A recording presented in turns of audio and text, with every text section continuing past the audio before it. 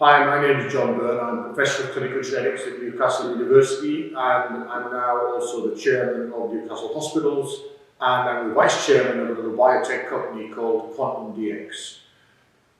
One of the lessons of the last few weeks and months is that when we're faced by a common threat, we can come together and fight against it, and it's the scientists who are on the front line of that, working out how best to do that. The difference between the COVID-19 infection and climate change is we could see COVID-19 literally killing people before our eyes at high speed, whereas climate change is probably going to kill many, many more people and be a much harder nut to crack. And it will be science that gives us the ability to not only defeat climate change, but also defeat the fake news that is now so prevalent and making it more difficult to change our practice. In a strange sort of way, one of the very thin silver linings to the cloud of COVID-19 is we've seen what it's like to actually reduce the use of vehicles, reduce air pollution, allow the birds to sing again. And hopefully one of the good things that will come out of this is that we will allow the scientists to work out how best to step away from our dependence on carbon fuels and save the planet, because clearly we are now under a real threat. So I like sciences, I like biology, maths, chemistry, physics, and I did my A-levels in biology, chemistry and physics. Dropping maths meant I couldn't be a chemical engineer like I was planning to be, so the biology teacher said, why don't you become a doctor instead? Which was unusual in those days because most doctors were from middle-class families and I didn't think I could. But I got a place at Newcastle Medical School. But just before we came here, the whole biology class was taken to Lumley Castle to listen to a lecture on the genetic code. So everybody's heard of the double helix, but actually the most equally important discovery of the 1960s was working out how with an alphabet of 4 letters you can write the code for a whole human being or anything else. And the 3 letters equals 1 building block was the key. And on the way back to school, the biology teacher asked me to explain it to him again because he didn't quite understand it, which I thought was pretty cool. And when I came to medical school, all we did was sort of, look at muscle attachments and do physiology experiments on how much oxygen we use while we were eating and things. So I decided when I got the chance to take a year out to do another degree, I'd do a genetics degree. And in 1972, I started in the Department of Human Genetics, which I led from 1989 to 2008.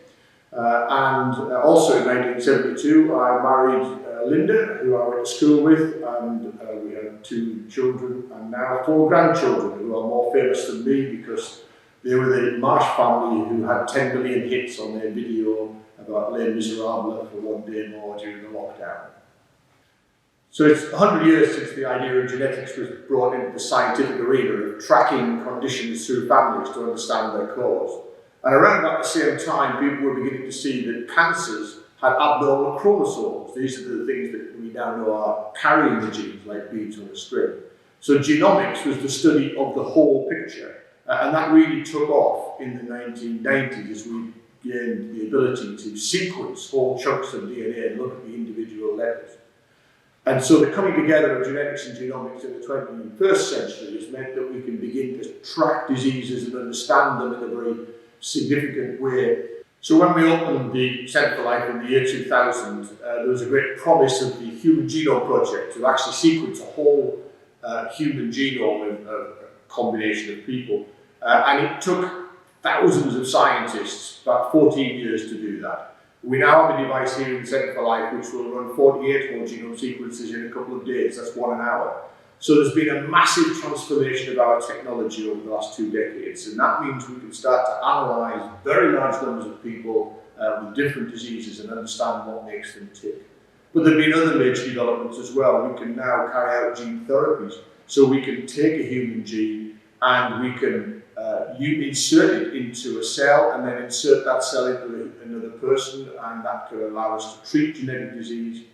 And we've got a new technology called gene editing, which means that you can specifically change individual letters in a gene sequence using a system developed by bacteria to defend themselves against their own threats. So gene editing, gene therapy, whole genome sequencing are now tools that we've got available to us. And we've now got the ability to understand what allows a single cell to differentiate into heart and muscle and eye cells and brain cells and in so doing, switching different genes on and off.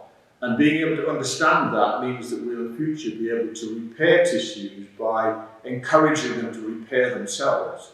So the future for interventions at all levels is really dramatic.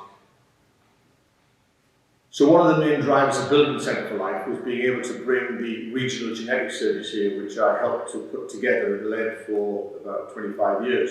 And that brings together the doctors, nurses and scientists who can identify different genetic diseases. There are about 8,000 of them. And then offer genetic counselling to families and genetic testing. And of course now we can identify the specific spelling mistake in an individual gene and track that through families. We've also got on site the ability to do test tube babies, as they're called, so the ability to actually give in vitro fertilization, and that in turn allows us to now begin to carry out genetic studies even before the baby begins to develop in the womb, so-called pre-implantation diagnosis. And indeed it was the coming together of our genomics and genetics team with the IVF team that allowed us to be one of the very first centres in the world to get stem cell work going. We also, of course, have a major conference facility that brings together scientists so that we can actually all share our knowledge, and the business centre, which brings together the young people who will be the scientists of tomorrow. So I was one of the so-called gang of four that put together the idea to build the Centre for Life, and I was keen to build an Institute of Human Genetics, what became the Institute of Genetic Medicine, which I co-led with Tom Strachan.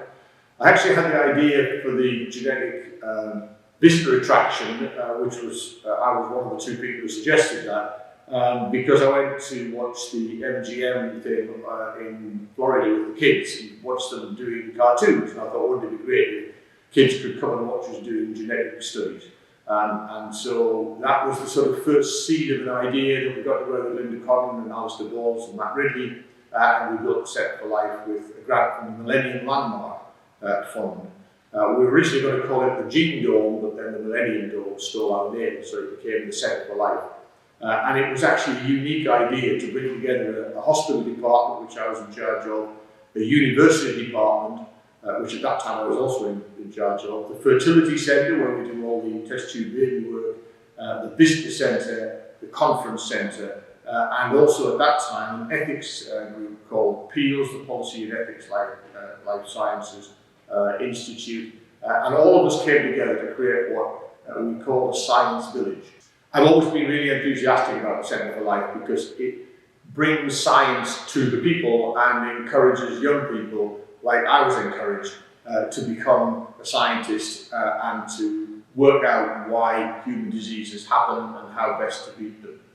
And I think what we've seen around the world is centres like this stimulating young people to come into science. And we've never seen a more obvious need for scientists than in the last few months as we've had to combat this new virus. The important thing, speaking as a scientist, is that you always have to ask questions. While we all want certainty, and as doctors and nurses we try to convey an impression of understanding everything that's going on, the truth is we don't understand.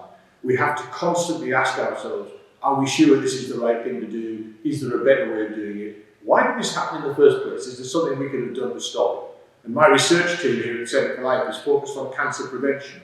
We're just about to publish a major publication in the Lancet saying that if you take an aspirin a day for a couple of years, if you have an inherited chance of getting cancer, then that aspirin can reduce your risk of cancer by half. It works, but I still don't know exactly how. So we've now got more research funding to work out why aspirin prevents cancer. And it's in that way that we find out something that works, and then we investigate it to work out how we can make it work better.